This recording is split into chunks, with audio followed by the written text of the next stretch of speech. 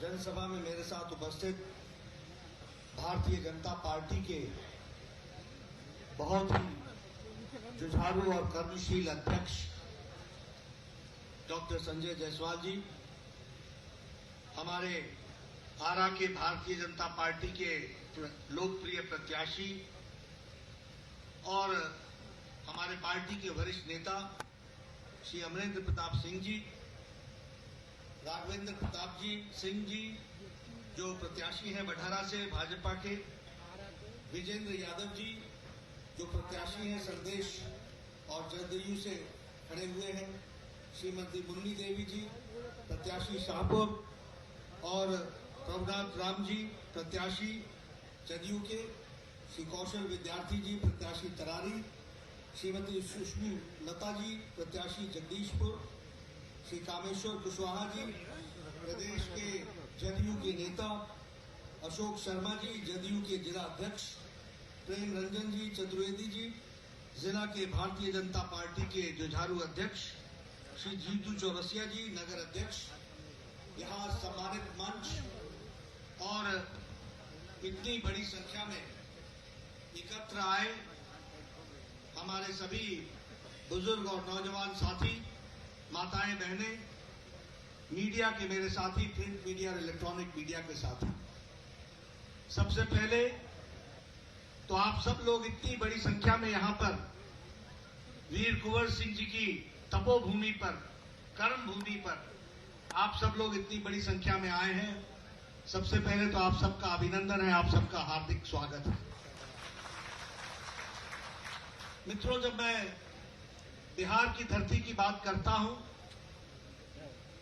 तो मन से मैं ये मानता हूं कि यह धरती तपोभूमि है, कर्म भूमि है और देश को सामाजिक जगत से लेकर के, धार्मिक जगत से लेकर, अध्यात्म जगत से लेकर के राजनीतिक जगत में सब में दृष्टि और दिशा देने का काम किया है। तो ये बिहार की पवित्र धरती ने किया है, इसको मैं नमन करता हूं। और ये मैं सिर्फ कहने के लिए नहीं कह रहा हूं। महात्मा बुद्ध की धरती, महात्मा गांधी के कर्म की चंपारण सत्याग्रह की धरती, चंद्रगुप्त की धरती, वीर कुंवर सिंह की धरती, डॉक्टर राजेंद्र प्रसाद की धरती और आजाद भारत में संपूर्ण क्रांति का नारा लगाने वाले लोकनायक जयप्रकाश नारायण की धरती, इसको मैं नमन करता हूं। अभी अमरेंद्र बाबू कह रहे थे कि मेरा संबंध है, संजय बाबू कह रहे थे मेरा संबंध है।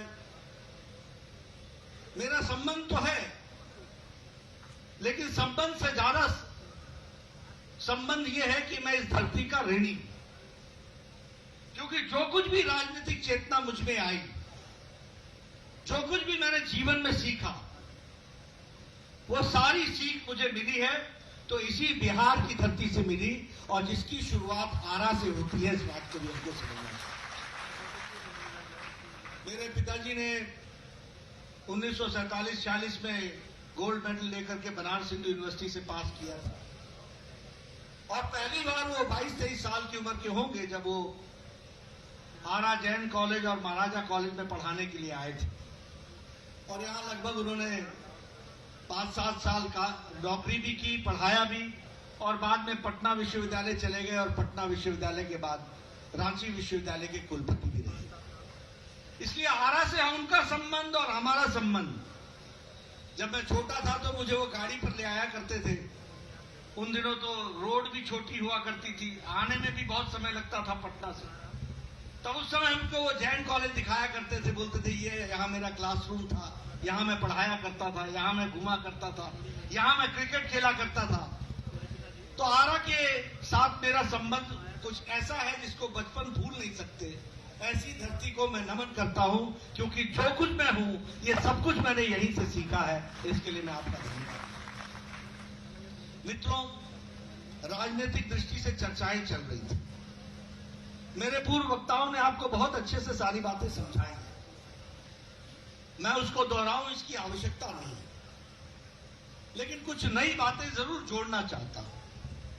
हम सब लोग राजनीति में लंबे समय से हैं, सामने बैठे लोग और मंच पर बैठे लोग जिनके साथ मैं युवा काल में साथ था।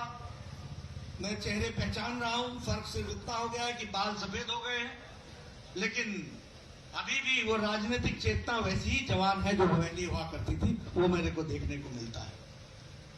मैं ये बात आपसे इसलिए कर रहा हूं कि एक समय था जब राजनीति में, और मुझे याद है बचपन में, कोई भी कैंडिडेट खड़ा होता था तो कहते थे कौन जाति का है भाई, अगड़ा है, पिछड़ा है, केकर वोट मिली, केकर ना मिली, के साथ दे के ना दे साथ, ऐसी बातें सुनते थे। फिर ये भी सुनते थे कि ये तो बाहुबली है, एकरा के हराई। फिर ये भी सुनते थे कि एकरा सामने के लड़ी। और हमने ये भी सुना है अपने होशो हवास में कि जे हमारा सामने खड़ा हो स्वर्गीय हो जाए। ये हमने सुना है, देखा है, महसूस किया है। विश्वविद्यालय के चुनाव में मैंने देखा है, जिस विश्वविद्यालय ने एक से एक ताज, एक से एक लोग पैदा किए, वह विश्वविद्यालय किस मुसीबत में पड़ गया लालू राज में, वो भी मैंने देखा। इसलिए शिक्षा कहां तक गई थी बिहार में और शिक्षा कितने नीचे तक गई है, ये दोनों का अंदाजा मुझे है जो आपके सामने खड़ा है कि मैं कह सकता हूं। लेकिन 2014 में मोदी जी ने भारत की राजनीति की रीति, नीति, चाल, चलन, चरित्र सब बदल डाला, सब बदल डाला। इससे पहले लोग नेता बनते थे नोट कमाने के लिए, इसके पहले नेता बनते थे मेवा खाने के लिए, इससे पहले नेता बनते थे कुर्सी सामने के लिए। लेकिन मोदी जी ने प्रधान स्वयंसेवक, प्रधान सेवक के रूप में प्रधानमंत्री के पद को सुशोभित किया और राजनीति में एक नया आयाम लिख डाला है जो हम सबको ध्यान में आता है। अब मेवा नहीं खाना, अब सेवा करना, सेवा करना, सेवा करना, ये मोदी जी ने सिखा दिया। आजकल तेजस्वी यादव अपने फोटो के साथ अपने पिता की तस्वीर नहीं लगाते। जिसने जनता दल यूनाइटेड खड़ी की, उसकी तस्वीर आजकल गायब है। क्यों गायब है? इसलिए गायब है क्योंकि जनता जागरूक हो गई, मोदी जी ने जागरूक बना दिया।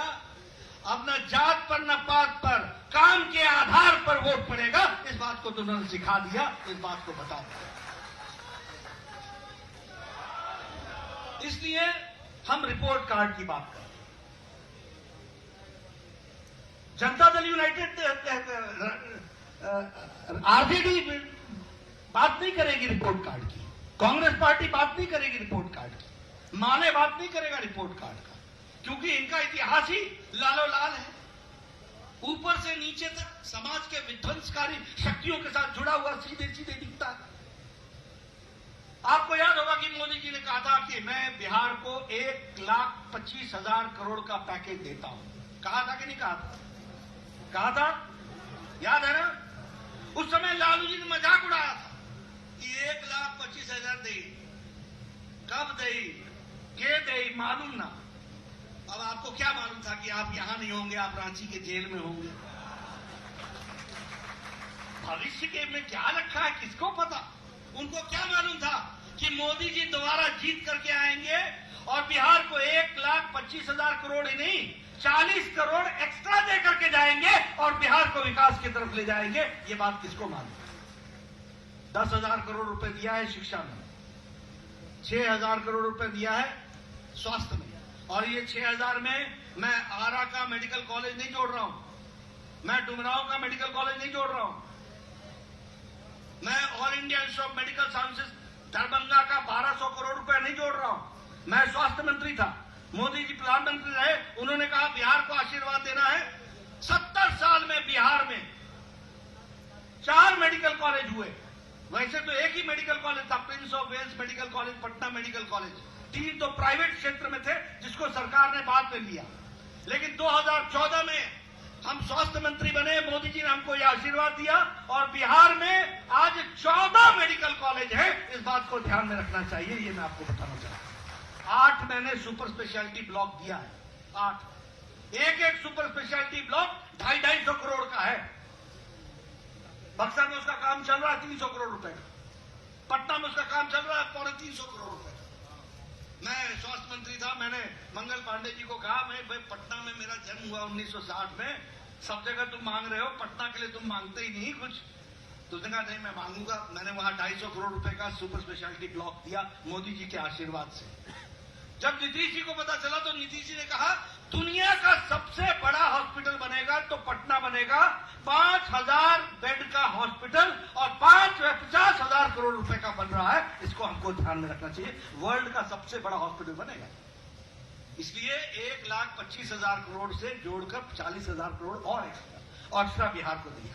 54,000 करोड़ रुपए सड़क के लिए दिया है, 24,000 करोड़ रुपए 14,000 करोड़ रुपए दिया है अपने ब्रिजेस के लिए। विकास की एक नई गंगा लिखी। अभी मैं हेलीकॉप्टर से आ रहा था, आपकी एक ऊंची वाला पुल बन रहा है कि नहीं, फ्लाईओवर रेलवे के ऊपर से बन रहा है कि नहीं बन रहा? क्या इसको ईस्ट गुमटी बोलते हैं? ईस्ट गुमटी,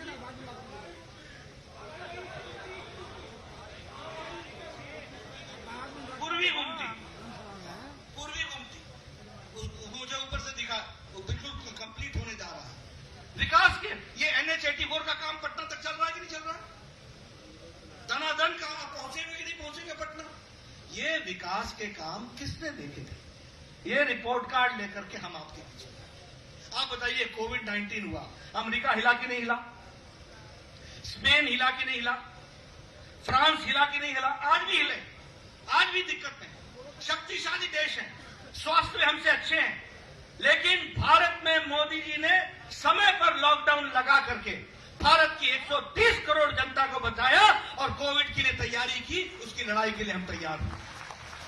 जिस दिन लॉकडाउन लगाया था उस दिन हमारे पास एक भी डेडिकेटेड कोविड हॉस्पिटल नहीं था। आज 1600 हॉस्पिटल हैं डेडिकेटेड कोविड के लिए। आज 4 लाख बेड हैं कोविड के लिए। उस समय हमारे पास एक भी पर्सनल प्रोटेक्शन इक्विपमेंट किट नहीं था, हम विदेश से मंगवा रहे थे। आज भारत के उद्यमियों को मोदी जी ने प्रोत्साहित किया। 4.5 lakh personal protection equipment kit प्रतिदिन भारत बना रहा है। अब हम पर्सनल प्रोटेक्शन इक्विपमेंट एक्सपोर्ट कर रहे हैं, दुनिया को दे रहे हैं, ये हमको बताना है। ये HCQ की दवाई और पैरासीटामोल, ये हम लोगों ने 150 देशों को दिया है। खुद तो है रखा ही है, 150 देशों को हम लोगों ने राहत पहुंचाई है। ये वेंटिलेटर, एक वेंटिलेटर भारत नहीं बनाता था, आज 3 लाख वेंटिलेटर भारत बना रहा है। टेस्टिंग फैसिलिटी हमारे यहाँ 1500 थी प्रतिदिन, आज 15 लाख प्रतिदिन हो गई है हमारी टेस्टिंग कैपेसिटी। ये मोदी जी के नेतृत्व में किस तरीके से कोविड से लड़ाई लड़ी गई है, ये हमारे सबके सामने है। इसलिए मित्रों, जब हम, अब आप बताइए, ये प्रधानमंत्री गरीब कल्याण पैकेज में आपको पूरे मार्च महीने से लेकर के छठ तक 5 किलो चावल या 5 किलो गेहूं और 1 किलो दाल प्रति व्यक्ति 80 करोड़ की जनता को मिला है कि नहीं मिला है? मिला है कि नहीं मिला है? पीछे से बताइएगा, मिला कि नहीं मिला? ये है अंतर, ये है काम करने का तरीका। अब जनधन खाते को लीजिए। जब मोदी जी ने कहा कि भाई जनधन में खाता खोलो, तो बोला मोदी जी को भी क्या सूझ रहा है, खाता खोलो, बिना पैसे के खाता खोलो, बिना पैसे के खाता खोलो, क्या हो गया? मजाक उड़ाया। उस दिन भारत में खाता धारक की संख्या 2.25 करोड़ थी। आज खाता खोल के बैठे हुए लोगों की संख्या है 44 करोड़ 44 लाख। इतने लोगों ने खाता खोला। और कोविड में बिना मनी ऑर्डर के और बिना पोस्टमैन के और बिना पोस्ट ऑफिस के 20 करोड़ बहनों के खाते में 500 रुपए, 1,500 रुपए पहुंचा दिया मोदी जी ने, सीधे सीधे उनके खाते में पहुंचाया। बोलो पहुंचाया कि नहीं पहुंचाया? ये है मोदी जी का जनधन खाता।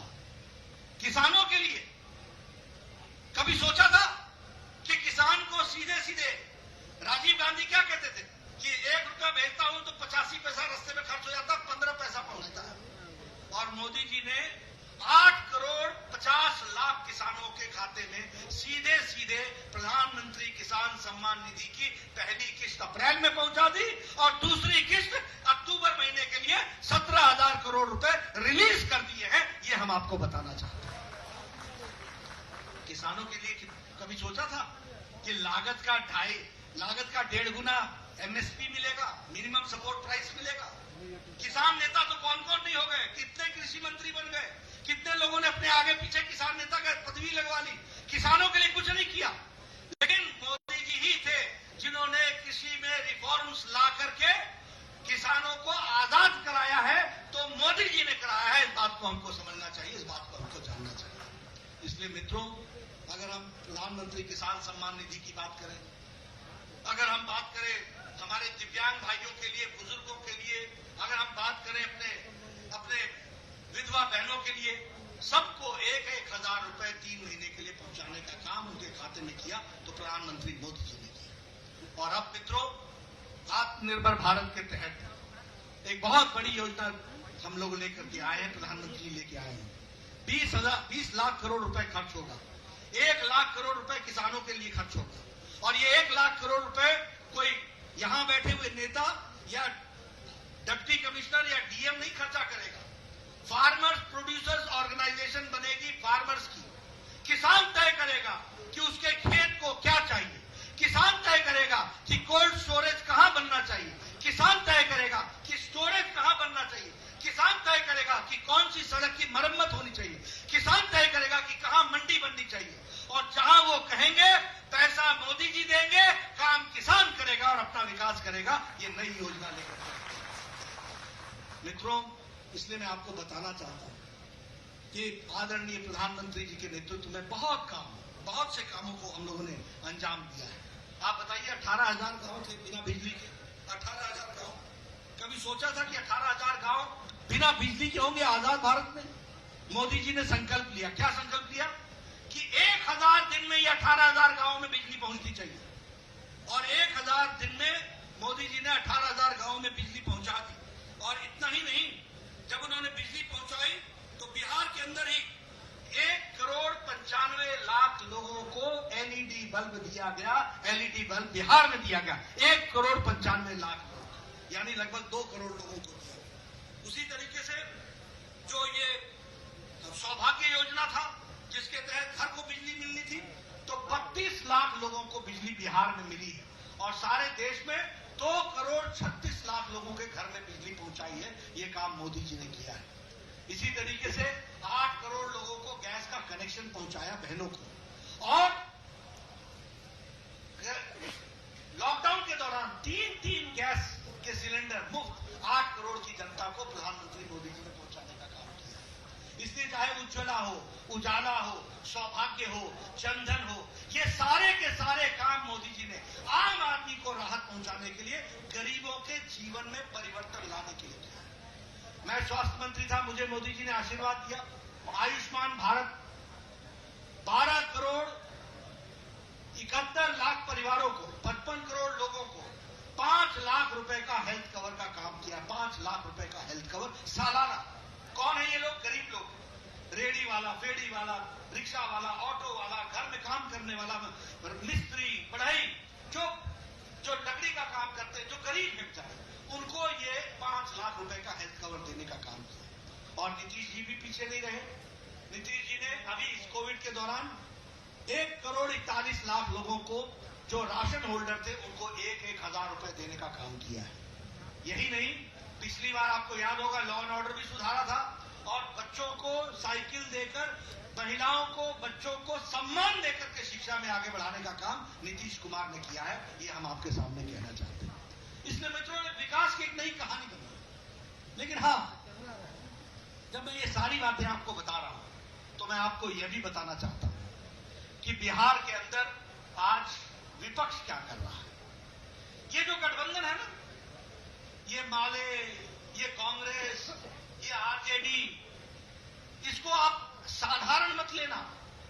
सबसे पहली बात तो यह है कि यह एक अपवित्र गठबंधन है, अपवित्र गठबंधन, अस्वाभाविक गठबंधन है। और ये तीनों के तीनों इस गठबंधन में समाज के प्रेमी नहीं है, समाज को तोड़ने वाले हैं और समाज में अशांति फैलाने वाले हैं। ये बात आपको समझनी चाहिए, मैं कहना चाहता हूं। आप बताइए, अगर मैं माले की बात करूं तो आपको याद है ना, नाड़ी का नरसंहार, नाड़ी का नरसंहार याद है ना?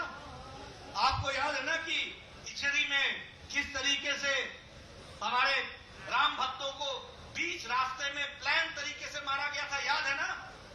ये वही है टुकड़े टुकड़े गैंग, ये वही है लोग जो देश में विध्वंस फैलाते हैं, ये वही है। और सबसे बड़ी बात यह है कि तेजस्वी यादव को तो मालूम ही नहीं है कि आरजेडी तो हाईजैक हो गई है। हाईजैक 19 सीटें तो माले ने ले ली, 10 सीटें अपने साथियों को दिला दी और 12 सीटें तो आरजेडी ने अपने मर्जी से कैंडिडेट बदल करके अपने लोगों को डाल दिया है। इसलिए आरजेडी है कहां? और माले का क्या रिकॉर्ड है आपको मालूम है ना? शाहीन बाग से लेकर जो जहां जहां देश के विध्वंस ताकते हैं उनके साथ खड़ी रहती है कि नहीं रही है कि नहीं है? अर्बन नक्सल मालूम है ना सबको। और ये लोग अशांति फैलाते हैं कि नहीं फैलाते? तो क्या आप बिहार में अशांति चाहते हैं? क्या बिहार में अशांति चाहते हैं? आपको याद है एक समय ऐसा था 94, 95, 96, 97, 5 बजे के बाद आप आरा के बाजार में घूम नहीं सकते थे। क्या मैं सच बोल रहा हूं? क्या ये सच नहीं है कि कोई डॉक्टर सवेरे निकलता था तो मालूम नहीं था कि शाम को वापस आएगा कि नहीं आएगा? क्या ये सच है कि नहीं है? अगर मैं आरजेडी की बात करूं, आप लोग भूल गए क्या वो गोपालगंज का डीएम दलित कृष्णैया जो गोपालगंज से पटना आ रहा था और उसको कार से खींच करके मार दिया गया था? आप भूल गए क्या कि आज का डीजीपी बिहार का, इसको गोली शहाबुद्दीन ने मारी थी और शहाबुद्दीन लालू जब तक चीफ मिनिस्टर रहे दंदनाता रहा, कोई उसका कुछ नहीं बिगाड़ सका।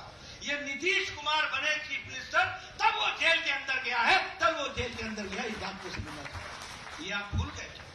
और कांग्रेस पार्टी की बात करूं तो मुझे तो लगता है कि इन्होंने देशद्रोही काम का जिम्मा संभाल लिया, एकदम देश के खिलाफ काम करने का। समझ में नहीं आता कांग्रेस पार्टी की बात। एक तो जनता ने नकार दिया है, दूसरा गवर्नेंस के बारे में बोलने के लिए इनके पास कुछ रह नहीं गया, ये कुछ बोल नहीं सकते। अब ये सिर्फ यही करते हैं कि देश के विरोध में जितनी भी बातें हम उसको बोलते रहते हैं और एक नहीं अनेक बार बोलते हैं। और एक नेता नहीं बोलता, अनेक नेता बोलते हैं। आप बताइए, राहुल गांधी ने कोविड-19 के बारे में पाकिस्तान की तारीफ की कि नहीं की? जब दुनिया भारत के बारे में तारीफ कर रही थी, जब वर्ल्ड हेल्थ ऑर्गेनाइजेशन का director general doctor Tedros Bharat की तारीफ कर रहा था, जब यूएन का सेक्रेटरी जनरल भारत के आत्मनिर्भर की तारीफ कर रहा था, भारत के गरीब कल्याण पैकेज की तारीफ कर रहा था, तो राहुल गांधी पाकिस्तान की डबली बजा रहे थे। आपको मालूम है कि नहीं मालूम है कि अभी 2 दिन पहले पाकिस्तान के मंच पर जाकर के शशि थरूर ने पाकिस्तान की तारीफ की है और भारत को गाली दी है। मालूम है कि नहीं मालूम है? याद है ना आपको? आपको मालूम है कि नहीं मालूम है कि यही चिदम्बरम, भारत का पूर्व गृह मंत्री, ये कहता है कि अगर हम आ गए तो धारा 370 हटा देंगे, वापस ले आएंगे, धारा 370 ले आएंगे। अरे मित्रों, मोदी जी के मजबूत नेतृत्व में और अमित शाह की रणनीति में एक देश में एक निशान, एक विधान, एक प्रधान, एक संविधान करके दिखाया है, धारा 370 से धाराशाही। लेकिन ये लोग धारा 370 वापस लाएंगे। अरे जो अलगाववादी बोलते हैं, जो भाषा पाकिस्तान बोलता है, वही भाषा तुम बोल रहे हो। क्या हो गया? उसके साथ साथ अगर देखो शशि थरूर को, अगर शशि थरूर की बात करो तो वो कहता है कि यहां पर मुसलमान जो है वो मुसीबत में, उनके बारे में अच्छा विचार नहीं रखा जाता। ये पाकिस्तान के मंच पर जाकर बोल रहा है शशि थरूर। ये है हमारे राष्ट्रपति, ये है हमारी राष्ट्र की चिंता करने वाला। और अभी अभी भारत के लौह पुरुष श्री सरदार पटेल का जन्मदिन 31 तारीख को आ रहा है, 31 अक्टूबर को। तो कांग्रेस पार्टी ने किसानों के बिल के बारे में देश भर का धरना 31 तारीख को रखा। ये है सबूत कांग्रेस के, जो अपने नेता को ही किस तरह की इज्जत देते हैं, इसको हमको समझना चाहिए। इसलिए मित्रों, मैं एक ही बात कहना चाहता हूं आपसे कि यह अपवित्र गठबंधन से हमको छुट्टी पानी है, ये अस्वाभाविक गठबंधन से भी छुट्टी पानी है। और भारतीय जनता पार्टी के कैंडिडेट्स, मैंने सबके नाम लिए हैं, जनता दल यूनाइटेड के, हमारे बीजेपी के, हमारे वीआईपी पार्टी के, सबको विजय हासिल कराने में आपने मदद करनी है, आपने उनको ताकत प्रदान करना है, आपने उनको सफलता हासिल करनी है। और ये सफलता कैंडिडेट की सफलता नहीं होगी, ये सफलता बिहार की सफलता होगी, विकास की सफलता होगी, आपकी जीत होगी, अमन चैन की जीत होगी और बिहार एक विकास के रास्ते पर चलेगा, ये मेरा विश्वास है। आपने मेरी बात सुनी, आपका बहुत बहुत धन्यवाद। जय भारत, जय बिहार।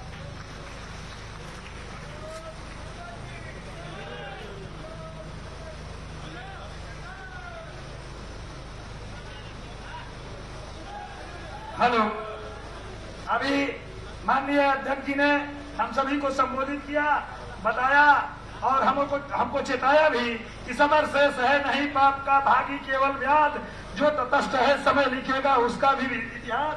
मैं माननीय अपने नगर के अध्यक्ष जीतू चौरसिया जी को यहाँ आमंत्रित करता हूँ, वो आए और धन्यवाद ज्ञापित करें।